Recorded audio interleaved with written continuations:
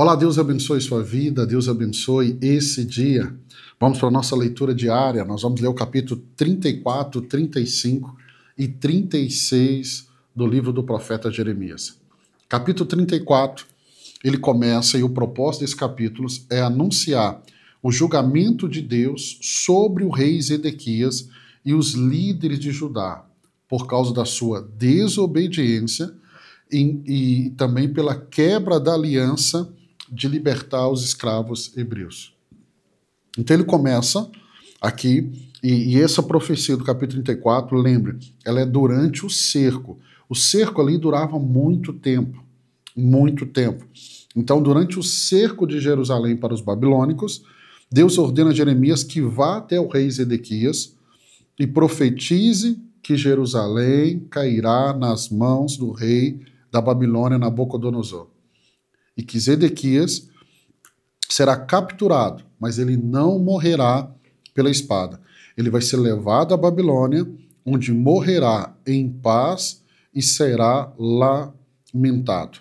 Então, do verso 1 ao verso 7, nós encontramos essa palavra que vem da parte do Senhor para o rei Zedequias, e aí o capítulo vai continuar.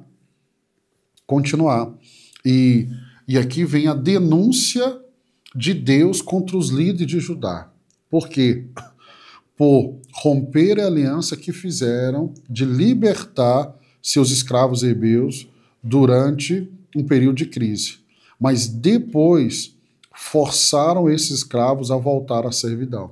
Então, verso 8 ao 11, o Senhor dirigiu a palavra a Jeremias depois do acordo que o rei Zedequias fez com todo o povo de Jerusalém, proclamando a libertação dos escravos. Todos teriam que libertar seus escravos e escravas hebreus. Ninguém poderia escravizar um companheiro judeu. Assim, todos os líderes e o povo que firmaram esse acordo de libertação dos escravos concordaram em deixá-los livre e não mais escravizá-los. O povo obedeceu e libertou os escravos. Mas, depois disso, mudou de ideia e tomou de volta os homens e as mulheres que haviam libertado e tornou a escravizá-los. Então, meu irmão, quando nós vemos aqui, um acordo foi feito. Primeiro, eles não deveriam nem estar escravizando seus irmãos, mas eles fizeram um acordo, nós vamos libertá-los. E eles não cumpriram. Eles depois forçam os escravos a voltar à servidão. E aí, do verso 12 até o verso 22, Deus declara que, por causa dessa traição, ele os entregará ao terror, à espada e ao cativeiro. E Jerusalém será destruída. Deixa eu te lembrar novamente. Quem eram essas pessoas que se tornaram escravos? Era o pobre, era a viúva, era o órfão. E diante dessa injustiça social, eles prometem, nós vamos libertá-los, mas eles continuam praticando a mesma injustiça social. E aí Deus está dizendo, olha, vai vir um período de muita crise, um período difícil. Por quê? Porque eles não cumpriram a palavra. E aí, nós vamos ver aqui, Deus declara que, diante dessa traição, haverá uma destruição, porque injustiça social. Se tem algo que faz com que Deus traga juízo sobre a terra, é quando os homens começam a explorar aqueles que são mais vulneráveis. E aí nós temos uma mentira. Né? Lucas capítulo 4, verso 18, Jesus vai declarar no início do seu ministério uma profecia de Isaías 61, onde ele diz, proclamar liberdade aos cativos. E aí nós vemos que em Cristo, a verdadeira libertação acontece. Na minha vida e na sua vida. Vamos ao capítulo 35? O propósito é usar o exemplo dos recabitas para destacar a desobediência de Judá e o contraste com a obediência dessa família à instrução dos seus antepassados.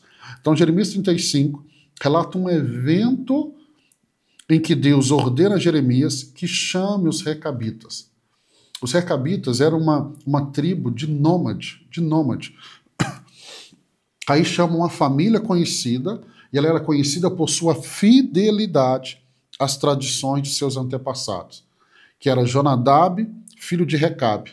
Jeremias vai oferecer a eles vinho na casa do Senhor, mas os recabitas vão recusar em tomar esse vinho. Recusar. E aí explicando, os recabitas vão explicar que o seu antepassado, Jonadab, lhe ordenou que nunca bebesse vinho, e que nem construísse casas, e que nem plantasse vinhas, mas vivessem em tendas. Então, um antepassado fez um compromisso.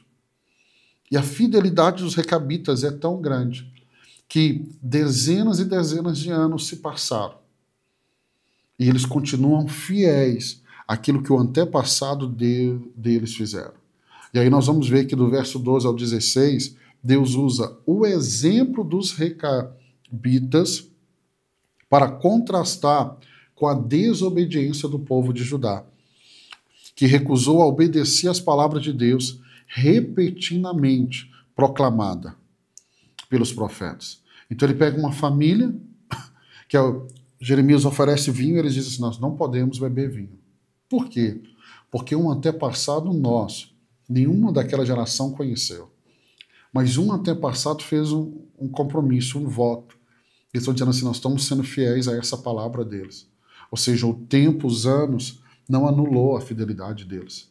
Há uma palavra de um descendente. Mas o povo, a nação, não ouvia Deus, apesar de Deus falar todos os dias por meio dos profetas. E aí esse capítulo termina. Deus então promete que os recabitas sempre terão um descendente servindo a Deus, servindo diante de Deus, enquanto Judá enfrentará o julgamento à sua infidelidade. Se tem algo que Deus honra, que Deus abençoa, é a fidelidade. Em Efésios capítulo 6, verso 1 ao 3, o apóstolo Paulo ele exorta as crianças a obedecer aos seus pais. O que é o que está aqui como exemplo dos recabitas. Eles obedeciam aos seus antepassados. E essa obediência, ela não passa despercebida aos olhos de Deus. Vamos para o capítulo 36. Capítulo 36. Nós temos aqui no capítulo 36, o propósito é mostrar o esforço de Jeremias para registrar a palavra de Deus e a rejeição dessa mensagem pelo rei Jeoaquim, seguindo a renovação da mensagem. Esse capítulo começa aqui e ele vai relatar o processo pela qual as palavras proféticas de Jeremias foram registradas em um rolo a pedido de Deus. Então, o capítulo 36 começa assim, ó. No 4º ano do reinado de Jeoaquim, filho de Josias, rei de Judá, o Senhor dirigiu essa palavra a Jeremias. Pegue um rolo e escreva nela todas as palavras que falei a você, a respeito de Israel, de Judá e de todas as outras nações, desde que comecei a falar a você durante o reinado de Josias até hoje. Talvez quando o povo de Judá souber de cada uma das desgraças que planejo trazer sobre eles, cada um se converta de sua má conduta e eu perdoe a iniquidade e o pecado deles. Aí o verso 4, então Jeremias chamou Baruque, filho de Neri, para que escrevesse no rolo, conforme Jeremias ditava, todas as palavras que o Senhor lhe havia falado. Ou seja, nós só temos esse registro escrito porque Jeremias ouviu a direção de Deus de registrar todas as coisas. Então, aí do verso 1 ao 4, nós vemos Deus orientando ele a esse registro, e do versos 5 até o verso 20, nós vamos ver que durante o dia de jejum, Baruque lê o rolo no templo, e a mensagem chama a atenção dos príncipes, que a levam ao rei Jeoaquim. Então, aquilo que foi escrito, aí o verso 5, ele começa assim, depois Jeremias disse a Baruque, estou preso, não posso ir ao templo do Senhor. Por isso, vá ao templo do Senhor no dia do jejum e leia ao povo as palavras do Senhor que eu ditei, as quais você escreveu. Você também as lerá a todo o povo de Judá, que veio das suas cidades. Então, isso vai chamar a atenção, essas palavras. E aí, do versos 21 até o verso 26, nós vamos ver que Jeoaquim, apesar de ter ouvido essas palavras e o povo, quem estava ali no templo, relatar a ele, em um ato de desprezo, ele corta o rolo com uma faca e o queima no fogo, recusando-se a arrepender-se, mesmo diante dessas palavras. E aí, Deus então ordena a Jeremias que reescreva todas as palavras do rolo, acrescentando mais profecias agora contra Jeoaquim, que não teria descendentes para se assentar no trono de Davi, e que ele seria exposto ao calor do dia e ao frio da noite em sua morte. Então nós vemos aqui, na parte do rei Jeoaquim, uma falta de temor, uma falta de reverência com a palavra de Deus. E isso faz com que Deus faça com Jeremias, repete todo o processo, escreve todas as palavras, mas acrescente agora uma profecia específica sobre Jeoaquim. 2 Timóteo capítulo 3, verso 16, Paulo afirma que toda a escritura ela é inspirada por Deus. Então, isso aqui vemos a importância do registro. Se hoje estamos lendo o livro de Jeremias, é porque houve esse registro. E esse registro chegou até mim, chegou até você. Eu quero abençoar a sua vida, eu abençoo o seu dia. Se Deus permitir, nós vamos estar juntos aqui amanhã para ler e estudar mais 3 capítulos da Bíblia. Deus te abençoe.